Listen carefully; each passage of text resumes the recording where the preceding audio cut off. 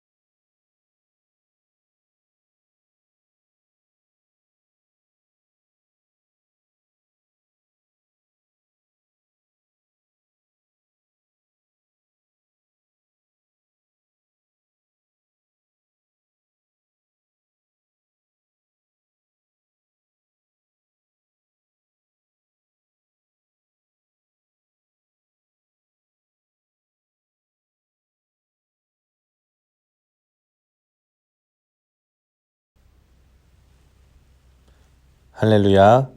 말씀 가운데 주님의 은혜가 가득하기를 소망합니다. 로마서는 바울 신학, 바울 복음의 핵심이라 말할 수 있습니다. 로마서가 쓰여진 배경을 보면 당시 로마에는 사도들이 복음을 전하기 전에 이미 예수님에 대해 사람들이 알고 있었습니다. 어떠한 경위로 복음이 들어갔는지 알 수 없지만 사도들이 복음을 들고 로마에 들어갔을 때에는 이미 예수님을 믿는 사람들이 있었고 교회가 세워져 있었습니다. 그러다 보니 로마 교회는 유대인이 아닌 이방인들이 주를 이루게 되었습니다. 이방인들은 구약에 대해 모르다 보니 예수님을 믿지만 예수님이 왜 메시아인지, 왜 하나님의 아들인지, 왜 말씀의 성취로 오신 분인지 몰랐습니다. 성도들은 예수님은 알지만 하나님에 대해 모르고 있었던 것입니다. 이러한 상황 가운데서 이방인 믿는 자들은 율법을 모르기에 율법으로 구원을 받을 수 없게 된다라고 주장하는 유대인들과 갈등도 일어나고 바울은 그래서 율법으로가 아니라 예수님을 믿음으로 말미암아 의롭게 되어 구원을 얻게 된다라고 설명한 것이 로마서입니다. 바울은 오늘 본문에서 분명하게 구원을 얻는 방법에 대해 이야기하고 있습니다. 본문 11절 말씀을 보면 예수를 죽은 자 가운데서 살리신 이의 영이 너희 안에 거하시면 그리스도 예수를 죽은 자 가운데서 살리신 이가 너희 안에 거하시는 그의 영으로 말미암아 너희 죽을 몸도 살리시리라. 아멘. 죽을 수밖에 없는 우리들을 다시 살리신다고 분명하게 약속하셨습니다. 누가 살리시겠다고 말씀합니까? 예수를 죽은 자 가운데서 살리시니 바로 하나님입니다. 하나님이 죽을 수밖에 없는 우리를 다시 살리신다라고 말씀합니다. 어떻게 살리신다고 말씀합니까? 예수를 죽은 자 가운데서 살리신 이의 영이 너희 안에 거하시면, 하나님의 영이 우리 안에 거하시면 우리가 예수 그리스도처럼 다시 살아나게 된다, 구원을 얻게 된다라는 뜻입니다. 그래서 예수님께서도 요한복음 15장에서 이렇게 말씀하셨습니다. 내 안에 거하라, 나도 너희 안에 거하리라. 가지가 포도나무에 붙어있지 아니하면 스스로 열매를 맺을 수 없음 같이 너희도 내 안에 있지 아니하면 그러하리라. 아멘. 우리는 예수님 안에 거해야 됩니다. 포도나무이신 예수님 가지에 붙어 있어야 합니다. 그때 우리는 구원을 얻게 되는 것입니다. 구원은 결코 내 힘으로 이루어지는 것이 아닙니다. 구원은 하나님의 영이 내 안에 거하실 때 이루어지는 것입니다. 그래서 구원받은 사람은 정죄받지 않습니다. 이것이 무슨 의미입니까? 태초에 하나님께서 세상을 창조하신 그때 태초에 사람은 하나님 앞에 죄악을 저지르게 됩니다. 그 죄로 말미암아 우리는 죽을 수밖에 없게 되었고 우리들은 죄인이 되었습니다. 그러나 하나님의 영이 내 안에 거하심으로 우리가 구원을 얻는다라는 것은 바로 이 죄가 모두 예수 그리스도의 화목제로 불태워져 죄인이 아닌 하나님의 자녀가 되었다라는 뜻입니다. 따라서 우리는 죄인이 아니기 때문에 정죄함을 받는 존재가 될 수 없다라는 것이 로마서 8장 1절에서 말씀하고 있는 것입니다. 정죄함이란 것은 법적 용어입니다. 법적으로 죄가 없어서 처벌받을 수 없는 존재다라는 뜻입니다.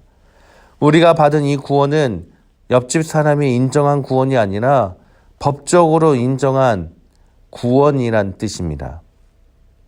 그런데 우리가 중요하게 살펴봐야 할 것은 11절 말씀에서 구원은 예수님을 살리신 하나님의 영이 우리 안에 거할 때 이루어진다라고 말씀하고 있습니다. 여기서 예수를 죽은 자 가운데서 살리신 이의 영이 우리 안에 거하신다라고 할 때 거한다라는 것은 과거형이 아니라 현재형을 사용하고 있습니다. 다시 말하면 하나님의 영이 우리 안에 한 번 거함으로 구원을 얻는 것이 아니라 매일매일 우리 안에 거할 때 그때 구원을 얻는다라는 뜻입니다.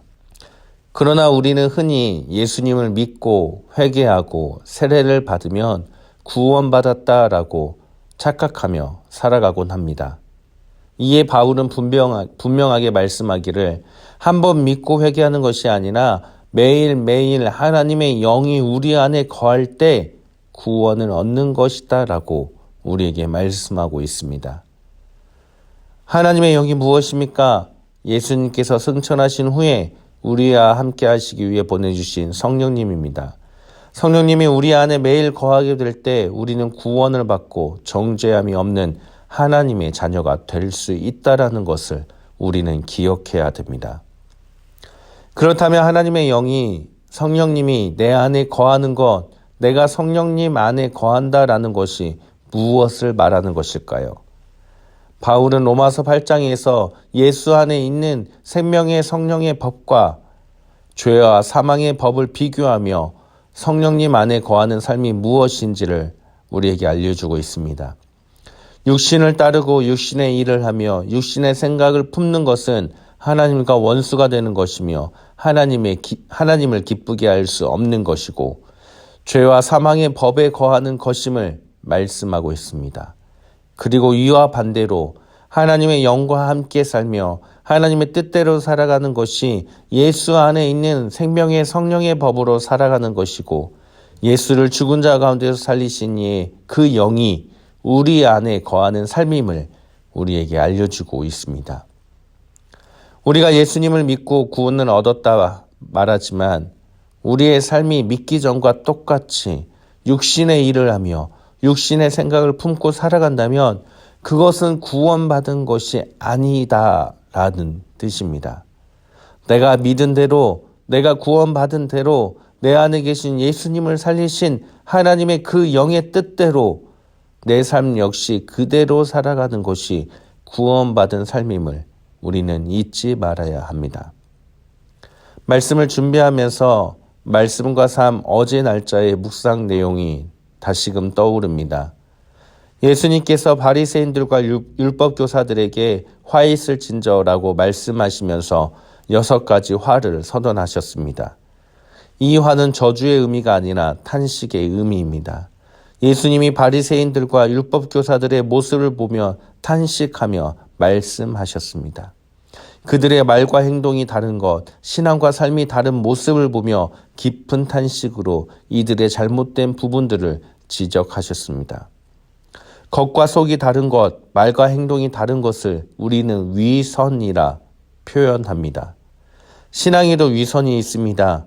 신앙과 삶이 다른 것, 하나님 말씀대로 살지 않는 것, 그것이 바로 신앙의 위선입니다. 예수님을 믿는다 하지만 오늘 본문 말씀처럼 육신의 일을 하며 육신의 생각으로 살아가는 사람은 겉과 속이 다른 신앙의 위선이 가득한 사람입니다. 내 안에 성령으로 하나님의 영으로 가득 차야 하는데 내 안에 내가 가득 차고 육신의 일이 가득 찬 겉과 속이 다른 위선의 삶을 사는 것은 결코 구원받은 자의 삶이 아니라는 것을 우리는 명심해야 됩니다. 사람에게 인정받는 것이 아니라 나를 나타내는 것이 아니라 내 안에 오직 하나님의 영이 가득하여 하나님께 인정받으며 하나님 뜻대로 살아가는 신앙과 삶이 일치된 삶, 그 삶이 바로 구원받은 자의 삶이고 우리가 그렇게 매일매일 살아갈 때 우리는 구원받을 수 있음을 기억해야 합니다. 사랑하는 성도님들, 내 안에 무엇으로 가득 차 있습니까? 나는 바리새인들처럼 타인의 시선을 의식하고 타인에게 인정받고 싶어하며 내가 원하는 일들만을 생각하는 위선적인 사람입니까? 아니면 내 안에 하나님의 영이 가득하여 하나님께만 인정받고 하나님의 뜻을 이루는 구원을 받은 사람입니까? 우리의 삶을 뒤돌아보며 신앙과 삶이 일치하여 구원을 받아 참된 구원받은 자의 삶을, 믿는 자의 삶을 살아가는 세상에서 가장 행복한 하루가 되기를 주님의 이름으로 간절히 축원합니다. 함께 기도드립니다. 하나님, 내가 예수 그리스도를 믿는다 고백하지만 나의 삶이 어떠한지 이 시간 뒤돌아봅니다. 나의 삶이 겉과 속이 다른 삶이 아닌 오직 하나님의 뜻을 이루며 하나님의 영만을 생각하고 하나님께만 인정받는 삶이 되길 원합니다. 주님, 우리의 마음을 다스려 주옵시고 신앙과 삶이 일치하는 구원받은 자의 삶을 살아가게 하여 주옵소서. 우리를 구원하신 예수 그리스도의 이름으로 기도드립니다. 아멘.